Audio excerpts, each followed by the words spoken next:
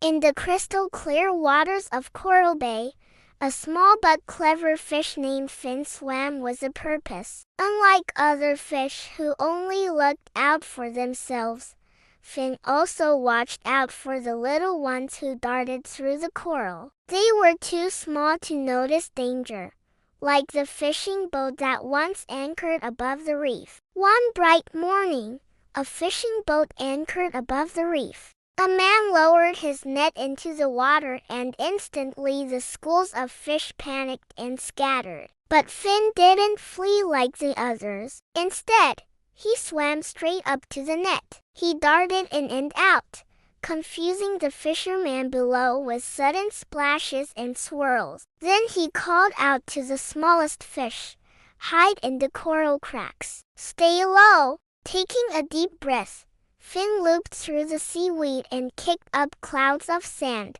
totally blinding the man's view from above. The fisherman frowned. "Something's wrong with this spot," he muttered, pulling up an empty, tangled net. Frustrated, he motored away. The reef burst into cheers as the small fish swam out from hiding. "You're a hero, Finn," they chirped. Finn smiled, a little tired but proud. "No fish left behind," he said, gliding back into the coral shadows, ready for the next challenge. And that's when the biggest fish of all, a hungry shark, swam by. Seeing Finn, the shark's eyes lit up. Well, a tasty little snack," he said, opening his mouth wide. But Finn was prepared. He zipped through the coral, dodging the snapping jaws. The shark couldn't fit in the narrow spaces,